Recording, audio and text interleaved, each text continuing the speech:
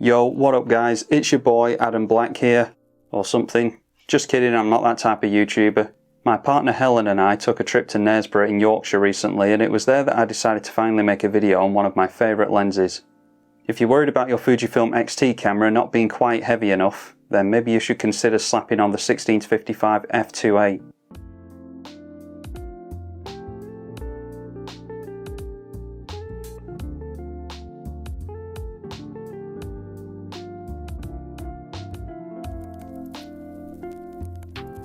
This lens is a jack of all trades, but I actually think it's better than that. It's a true wide-angle zoom covering most of that particular focal range, and has very little to no distortion at the widest end. I tend to use this as my travel lens and don't tend to feel the need to ever remove it. Not entirely unlike that wart on my cock.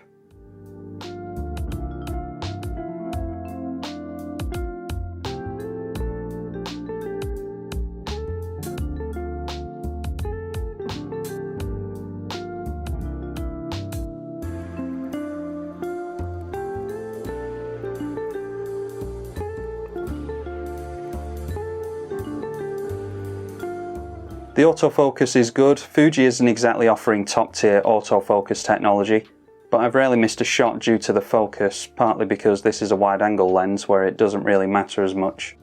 As far as I'm concerned, autofocus is fine, just like my photos.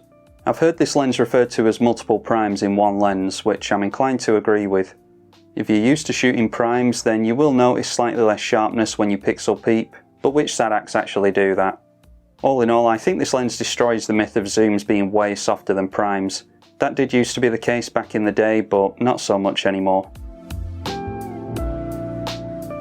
As we walked around Knaresborough, we stumbled upon the railway station, which had a sign up saying no people from the 70s allowed for some reason.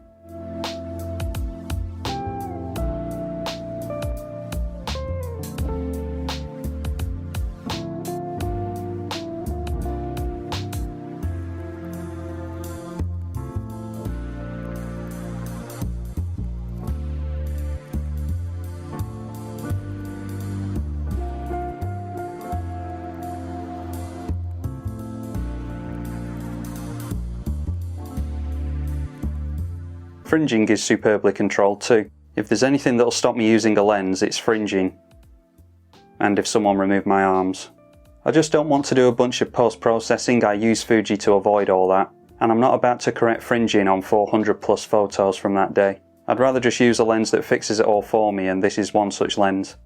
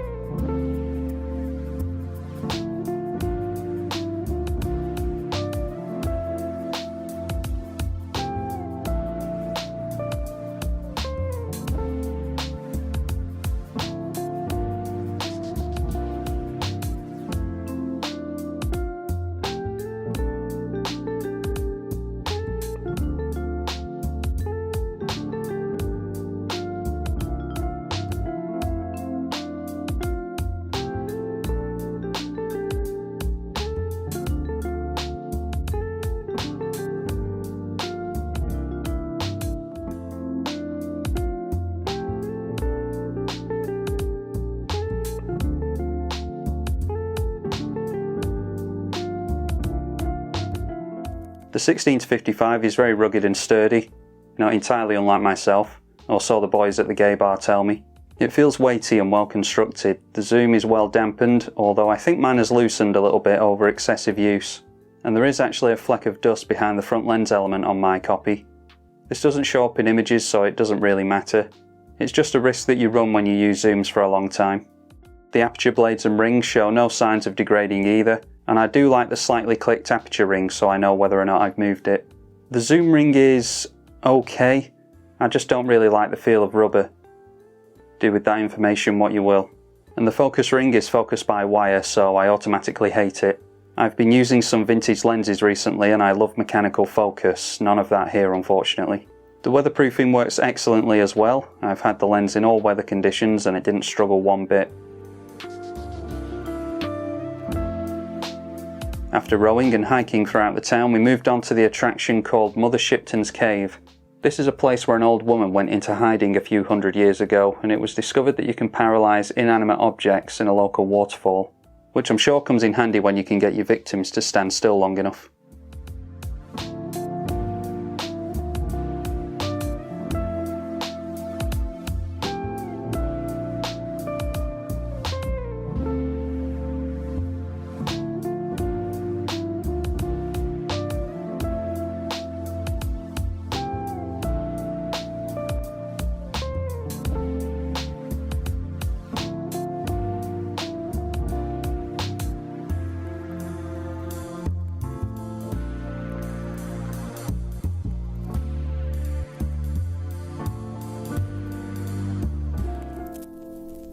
Now, I critique the X-T4 for the same thing, but the constant use of the lens is starting to show too.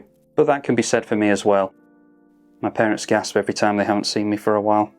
I take really good care of my gear and I never throw it around or misuse it, but there are signs of wear and chips to the paint through general use. That being said, it still performs flawlessly, which is the same thing Helen says about me. But if that's the case, where does she disappear to at the dead of night when she thinks I'm sleeping? Another downside is that it doesn't have stabilisation. Why a lens of this size and weight on an APS-C body doesn't have stabilisation is beyond me. I'm positive they could have put it in here, but they didn't, and that's a huge downside of it. However, we now have bodies from Fujifilm with IBIS. I'd seriously consider moving to the stabilised kit lens if it wasn't for the IBIS on my X-T4.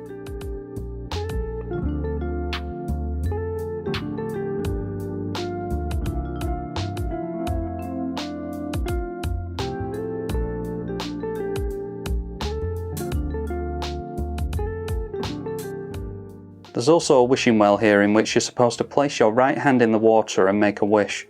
I personally wish for the GFX 50R, so time will tell if we've all been lied to here or not.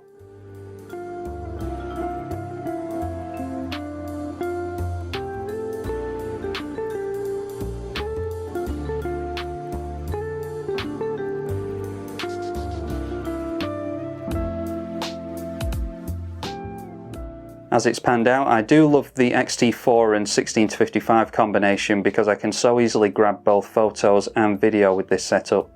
It's the perfect combination for me and I can't see myself changing it up anytime soon. Until I need to make another gear video, of course, because those are the only videos that you lot click on. Shame on you.